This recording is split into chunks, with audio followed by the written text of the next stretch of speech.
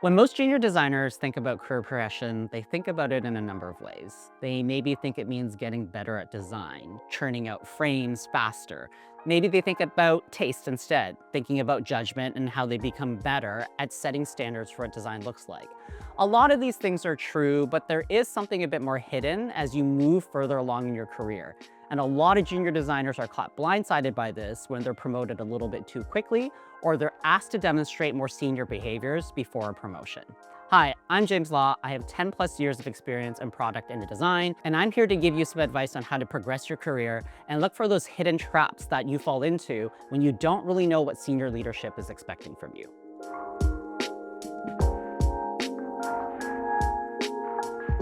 So I'm going to start this video off by talking about a little bit of a personal story. One of the biggest growths in my career was when I was asked to lead an entire mobile replatformation. I was completely terrified. I didn't know how to lead in that way and had never been shown the ropes. And though that was only really one project that escalated me from director to senior director status, there are a lot of things I learned throughout that process, and I want to make sure I share those with you. So whether or not you're about to take on this task yourself or you're looking at how to grow your career over the next year or two, you have some of these tools and tips to set yourself up for success. Also, as we think about the world of AI, a lot of what I'm about to teach you or tell you is probably going to be required for more junior positions. AI is causing our organizational hierarchies to flatten, so the faster you learn about these things, the more you practice them, the better off you're going to be. All right, so let's start off by talking about what most junior designers think career progression looks like. And if you're smart and you've been sort of reading LinkedIn or perusing the internet, you probably don't agree with all of this, but I think most people think this is how it passively should happen. So essentially, when you start as a junior designer, you get one or two tasks. As you continue to get better and better, your craft improves, you move faster, people give you harder problems to solve, and in a certain way, you're even seen as more strategic. And in that case, you are making a good name for yourself.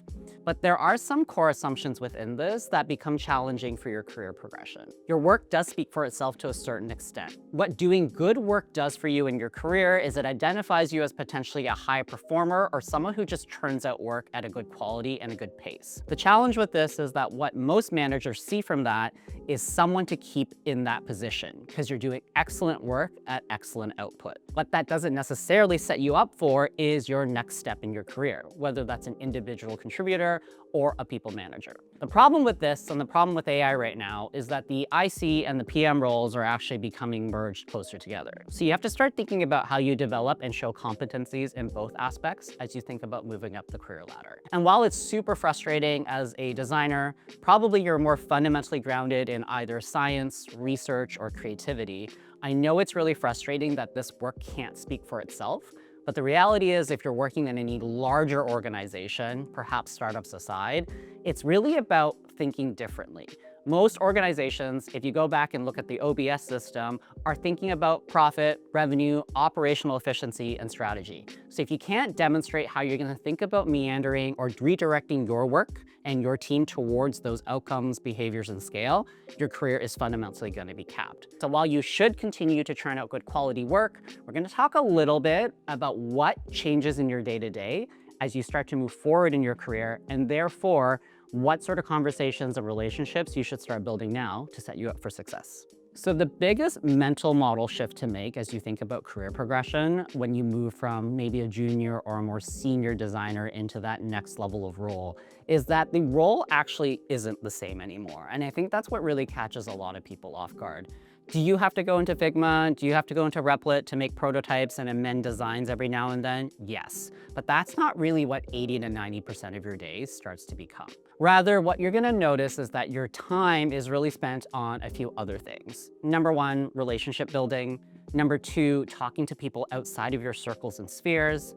Number three, articulating what's ahead and anticipating needs. And number four, really talking about vision and where we need to go together as a team and as an organization or an enterprise. So I'm gonna talk a little bit about what these 4 points mean and how you can tactically start to shift your day-to-day so you set yourself up for success and start to show more leadership and visibility potential, essentially. So the first one I wanna talk a little bit about is how your day-to-day is actually spent talking to people. I know since the pandemic, there's been a bit of a trend tend to want to talk less to people and focus more time just on your work, being focused on projects, and maybe not necessarily being as people-oriented as we were in the office and pre-pandemic. The reality though, however, is that most work day-to-day still gets done in between people.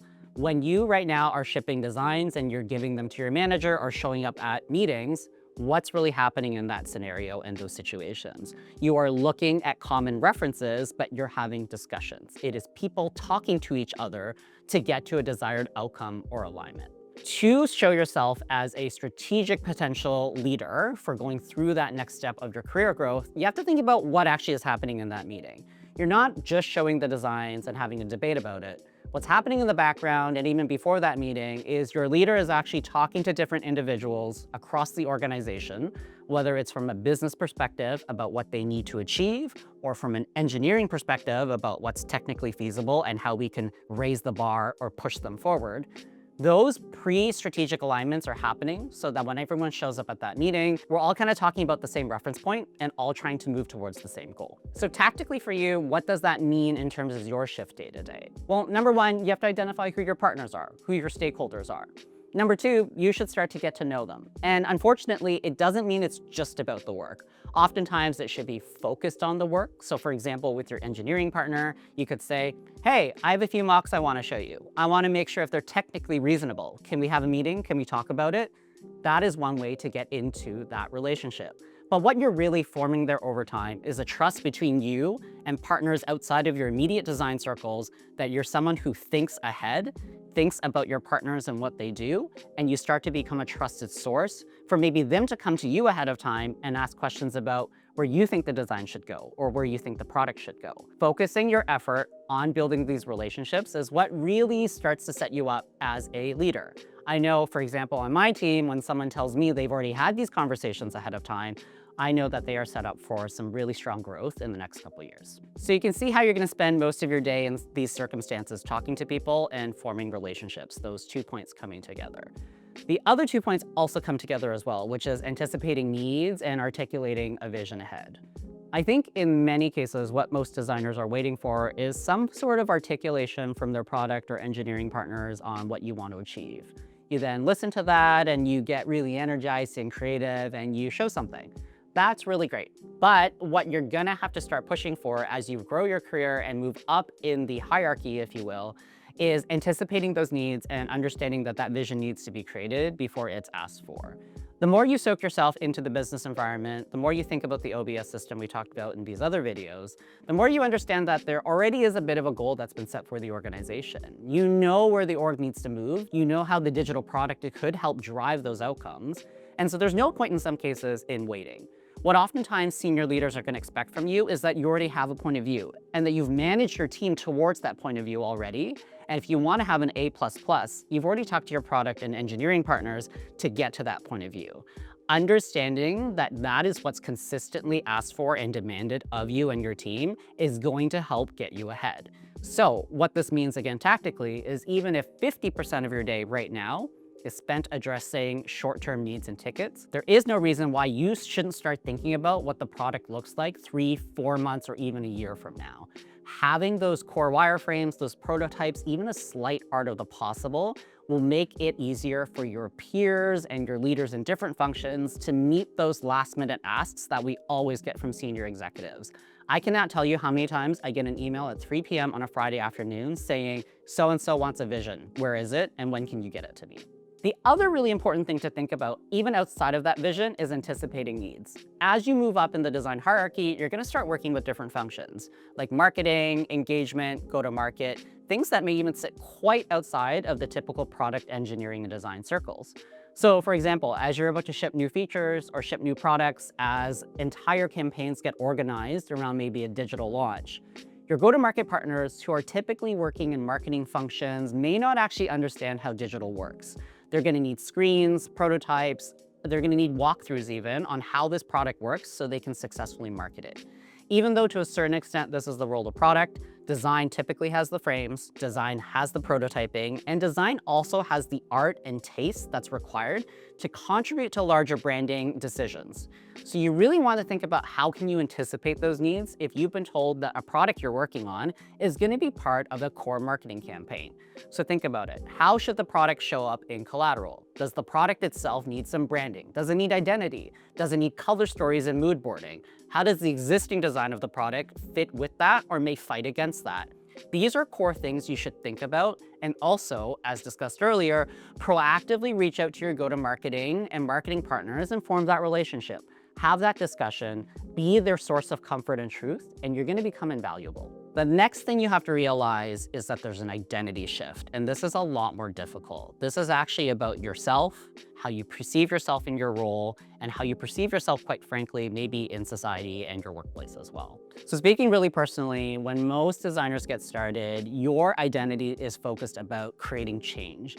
You make some really awesome things, you call out changes in human behavior, you identify dissonance and discrepancies between what we want to do and what we're designing and how that doesn't match together. And that feels good. You're really valuable to your team, you're really valuable to your organization, and people trust you and come to you for that. But as you grow in your career, something does change a little bit, especially in your identity. It becomes a little less focused on maybe your creativity and your output, but it becomes a little bit more focused internally on how you think about helping others and yourself move through what is fundamentally a tiny town, a tiny village, or if you work in enterprise, a giant city. It really becomes about how you want other people to see you and how you want them to think about your role within the larger organization.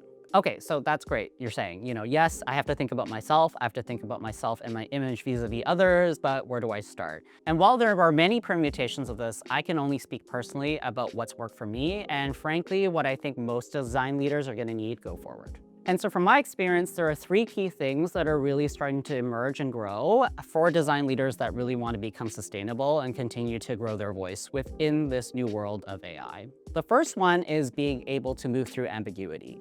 With AI and other technologies, things are changing faster than ever before. I know this feels a little bit cliched at this point, but being able to adapt every single day and basically show that you're not sweating about some of the change or the anxiety is really important for a leader. The second thing is actually being able to still defend your vision. So while there are different technologies that make it easier for product or engineering partners to maybe share what they think something should look like, being able to defend that vision and having a robust and strong perspective, which is supported by data and your taste and craft and experience over time, is essential to helping organizations leverage new technology and move as quickly as possible. The third aspect to really think about is defending your team. This is something that actually does need to become part of your identity if you're going to be a good design leader. How do you defend your team's tastes and positions? How do you socialize them into the environment so it does feel less like defense and more like partnership?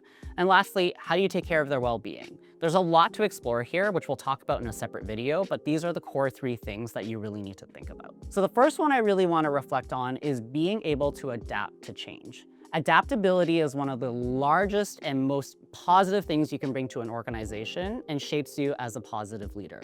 Whether you're in product, engineering, design, or you're in any other function as a leader, demonstrating that you can move through ambiguity, demonstrating that you know what's happening around you and that you understand your stakeholders and what they need will shape you and your team for success go forward. This is because as you learn more about people, you learn more about how things change and how they respond to it, you can still show how you can contribute value as the environment is shifting around you.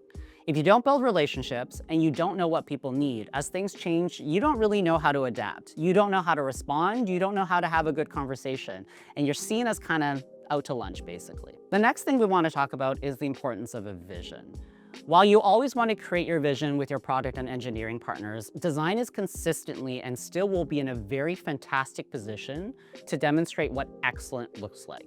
Especially now with new tools in AI, our ability to prototype rapidly, design can now get to those very specific nuances and details where design is made or breaks. It is the key details around corner radiuses, interaction patterns, and motion that could break a product or make it not as competitive with others in the marketplace. Demonstrating that you can not only show concept, but move to that level of detail quickly and show really good taste is another way to continue to set yourself apart in this new age of how we build, but also continue to protect your team.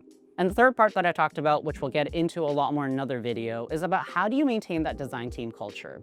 The fact is, through ambiguity and some of this technological change, a lot of people are scared, and it's okay to be scared. That's a very normal human emotion. And as designers, we actually tend to be a little bit more sensitive than others. But what's really important is that as you learn how to move through ambiguity, as you defend a vision, that will help you equip your team to be successful and resilient throughout all this change that we're facing right now. And the more resilient a team can be, the more they're going to be able to stand on their feet within an organization that is ever changing and adapting to a broader world that's also moving at a very quick pace. All right, so we talked about the two things that you're going to have to keep in mind as you become more of a leader, or you want to set yourself up to become more of a strategic design leader. We talked about the mental model mindset shift that needs to happen in terms of how you approach your day-to-day. And then we also talked about the identity shift that needs to happen, how you see yourself and how you want others to see you as well. Very practically and pragmatically, I just want to review a few quick ways you can do this in your day-to-day. On the mindset shift side of things, you should really think about every day, what is the team moving on and why are they moving on it? Before I move on any design work, have I asked why? And do I know who I need to talk to get alignment before we show this and present this? And of course, where do we need to be 3 to 4 months from now? And how does this work today tie us to that vision in the future? On the identity side, it's a little bit more challenging, it's a little bit more difficult, but maybe think about it this way. Wake up every day and before you go to work, think about what's the one change I want to make in myself and in my team today. If it's really focused on maybe a pixel or changing a frame, challenge yourself a little bit further. What type of behavior or what type of emotion do we want to share today? How do I want to change that about myself? And number two, start asking yourself at the end of the day, how did I lead today? What mistakes did I make? What wins did I have? And how am I going to show up differently tomorrow? Those will help you start to define the identity shifts you want to make, but also help you define who you want to be as a person. Lastly, just like any product where you have to show a 3, 4 month, and maybe a year horizon, it is worth every now and then journaling. What sort of leader do you want to be 6 months from now? What sort of leader do you want to be a year from now? And even a better question, if you weren't afraid today, how would you lead tomorrow? These questions are really important to helping you define your career, and frankly, it'll actually help you move away from the fear in the industry right now. I know right now there's a lot of concern around AI and how it's going to change our jobs. But the problem when we respond from fear is that we shrink ourselves, and we don't really give ourselves the space we deserve to be more blue sky and open thinking in terms of where our careers could go. If we remove that layer of fear, we can come from a much more generative position and frankly enable ourselves to be more strategic in how we position ourselves and think about how we can truly help ourselves, our team, and our organizations move forward. And the reality is no one is going to hand you a map about how to navigate this transition. You're going to have to kind of feel your way through it, make connections, do some skill building, watch videos like this one, and piece together these different elements that have worked for others in drawing your own path through this map, essentially. Designers that follow this advice and continue to build their skills in this direction are the ones that are going to become irreplaceable. Not because they're the best at producing designs and moving faster, but because they're setting a vision for what's going to come ahead and they're being steadfast in their ability to help an organization move forward. I'm James from Design Kindly. If you like this video, give it a thumbs up. And if you haven't yet, please subscribe. I've so enjoyed our conversation today, and I look forward to the next one.